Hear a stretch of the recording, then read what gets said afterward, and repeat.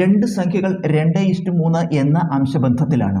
ഇവയിൽ ഓരോന്നിൽ നിന്നും 5 കുറച്ചാൽ ഇവ 3:5 എന്ന അംശബന്ധത്തിലാകും സംഖ്യകളേവ. അപ്പോൾ നമുക്ക് രണ്ട് സംഖ്യകളെക്കുറിച്ച് പറയുന്നുണ്ട്. ആ സംഖ്യകളുടെ റേഷ്യോ 2:3 ആണ്. റേഷ്യോ 2:3. ആ രണ്ട് സംഖ്യകളിൽ നിന്ന് ആ ഓരോ സംഖ്യയിൽ നമുക്ക് 5 കുറച്ച് നോക്കിയാൽ, ആ രണ്ട് സംഖ്യ ഉണ്ടല്ലോ അതിൽ നിന്ന് ഓരോന്നും 5 കുറച്ചാൽ ഈ റേഷ്യോ മാറിയിട്ട് 3:5 എന്ന പുതിയ റേഷ്യോ ആവും. നമ്മൾ കാണേണ്ടത് ഏതൊക്കെയാണ് സംഖ്യകൾ. നമുക്ക് റേഷ്യോ 2:3 ആണ്. ഏത് സംഖ്യകളുടെ റേഷ്യോ 2:3. അപ്പോൾ സംഖ്യകൾ എന്തെടുക്കാം? 2x-ഉം 3x-ഉം. റേഷ്യോ 2:3, സംഖ്യകൾ 2x-ഉം 3x-ഉം. ഇനി എന്താ പറയണത്?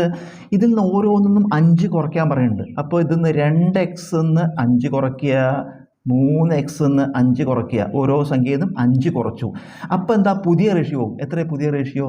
3:5. നമുക്ക് എന്ത് ചെയ്യാം? ഇതിൻ്റെ ഇത് ഫ്രാക്ഷനായിട്ട് എഴുതുക. എന്താണ്?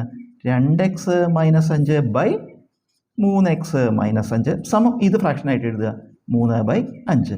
ക്രോസ് മൾട്ടിപ്ലൈ ചെയ്യുക. നമുക്ക് എന്ത് വരും? 5 ഇൻറ്റു 2x - 5 സമം എന്താ വരിക? 3 into 3x - 5. 5 into 2x 10x.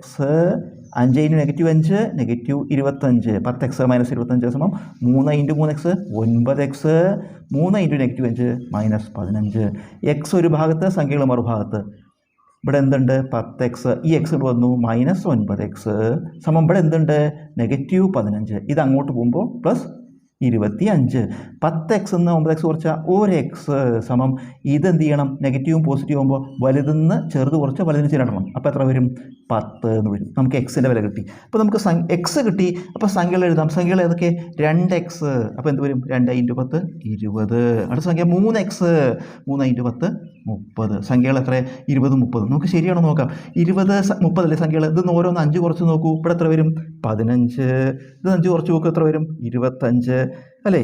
ഇത് ഇങ്ങനെ ഇട്ടെടുത്ത് 5 കൊണ്ട് പിടിച്ചെടുത്ത് നോക്കൂ. 3 5 15 5 25. ഇതാണ് പുതിയ റേഷ്യോ. അപ്പോൾ നമ്മുടെ ഉത്തരം ശരിയാണ്.